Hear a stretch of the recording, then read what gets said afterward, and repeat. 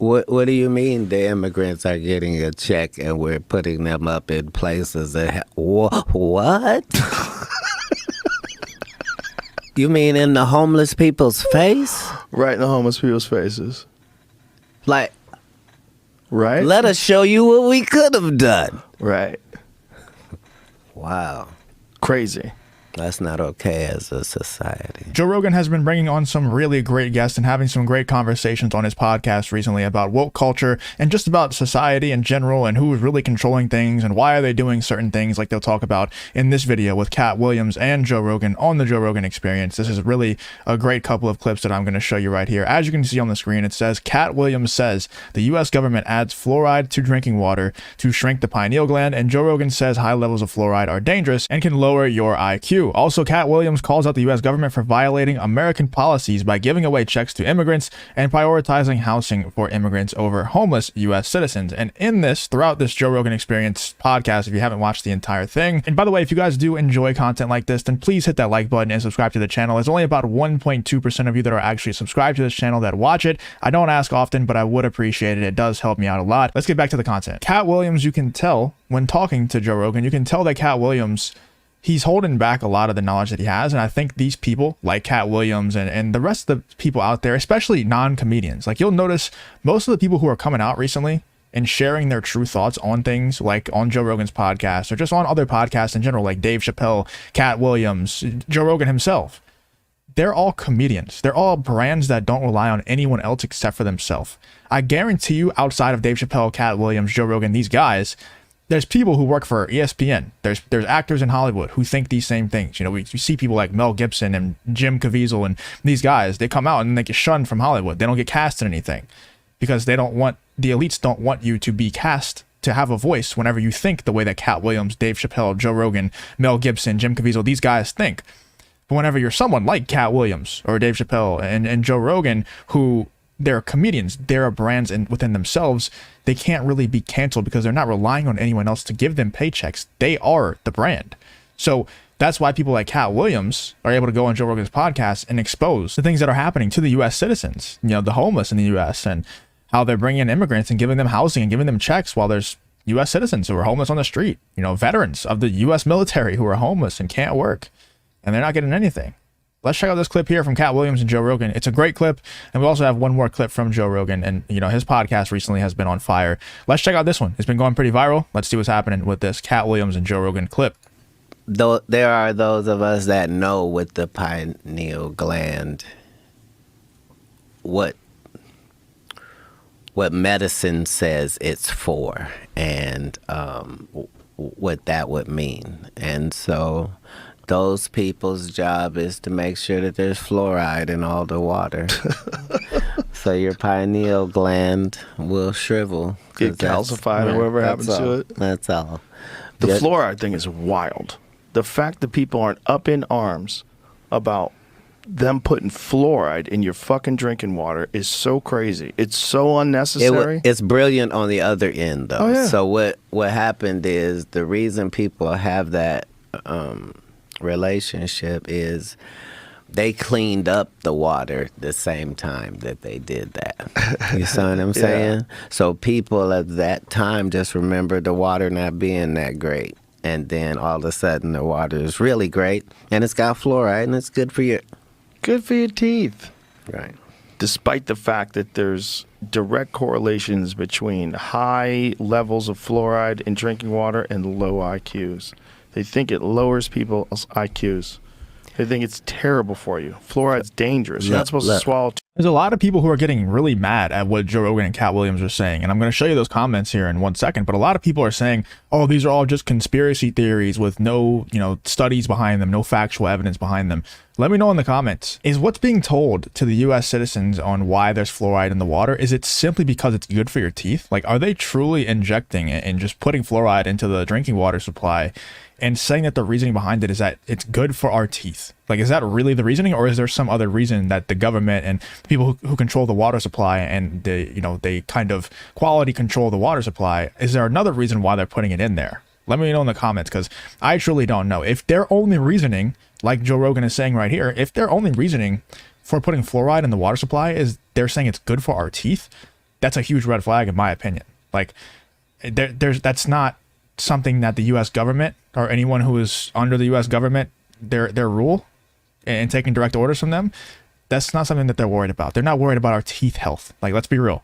There's an alternative motive there. So let's continue on with this Joe Rogan and Katt Williams clip here. Toothpaste. Look, whatever you're saying, people won't find out about that for 100 years, and I'm not even going to be 100. And most of these decisions are made like that. Yeah. Well, most people are terribly unaware of the fluoride thing. And when you bring it up, they always say it's good for your teeth. Like, don't you brush your fucking teeth? Like, why do you need fluoride? Why do you need fluoride in your water? Are you sure that's why your teeth aren't falling out? It's the fact that people don't understand that it's a toxic thing that you can't buy or purchase or handle. It's in your drinking water. And it's not doing you any good other than supposedly it's good for your teeth. Well, even if it was. Yeah, even if it was. At what cost? Even if it was great for your teeth and your bones, you drinking it wouldn't be the way you'd be trying to get that. Yeah, if they really wanted to help our teeth, then go drop off some, fluoride-ridden toothpaste at everyone's door. Like, I don't think the way to help us better our teeth health would be just randomly inject fluoride without anybody being able to have a say in whether or not they want it in there to help our teeth. Like, let's be real, guys. They're not doing that to help our teeth. No. But I don't even use fluoride toothpaste. I'm not going to let you take me where this conversation is going. Where's it going? Now that we went to fluoride, like, I'm Where's going it to have going? to cut no further than that, because once you start having what they'll do, like, yeah. You understand everything's a campaign, and that's how you can approach everything, is find out who's making money off this. Where's the profit? How does this make sense? Why? Yeah. Somewhere right now, the fluoride plants are going, what the fuck are they talking about? Somebody just introduced legislation to try to remove fluoride from some state from drinking water. Some people are waking up to it. They're realizing, like, this is so unnecessary and obviously not good. Well, just understand that there are far too many places that don't have clean waters. Mm-hmm. So. The thing is, like, they're going to talk about Flint, Michigan. They're going to talk about all the places in the U.S. that don't have clean water. But even the places where you say they have, air quotes, clean water, there's still really bad things in the water. And it's not just fluoride. It's the, female birth control. Like, whenever they pee out those chemicals and then it goes into the water supply. And, yeah, like, it's not going to taste like pee, but they don't filter out for the chemicals that they're peeing out. And that's, the famous Alex Jones clip where he's saying the water's turning the freaking frogs gay. It's like, yeah, it is. And it's also lowering testosterone levels of men and turning, making men want to become females and stuff like that. So it's not even just the fact that there's dirty water in Flint, Michigan, or some places in Ohio, and then the rest of the U.S. is like super clean. Even the places that they say is clean drinking water, clean tap water, it's not clean. Like, it's not good for you still. It's still really bad for you.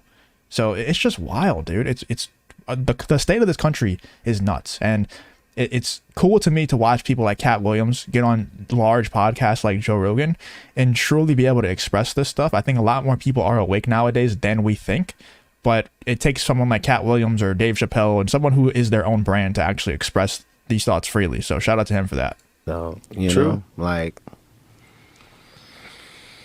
Flint, Michigan. Still that water's fucked up.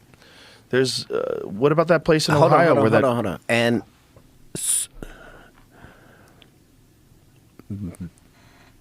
why? Because nobody wants it to be their fault, so nobody will take, like, right. You understand how? Well, even the government. There's plenty of money for Ukraine. Not even. Yeah. Like, exactly. how are we allowed to have a foreign policy when we are violating the policies here? Right. You see what I'm saying? Like what do you mean the immigrants are getting a check and we're putting them up in places that what? You mean in the homeless people's face? Right in the homeless people's faces. Like, right? let us show you what we could have done. Right. Wow. Crazy. That's not okay as a society.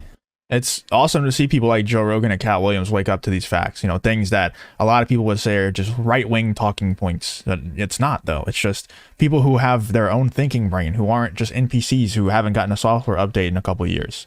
It's more than just right-wing talking points. These are just common sense points that Katt Williams and Joe Rogan are making here. And we also have one more clip here from Joe Rogan, just because I think Joe has really been stepping up his game when it comes to this podcast recently. And this tweet here is from Benny Johnson. It says, wow, known agnostic Joe Rogan just had a chilling spiritual awakening live on his show.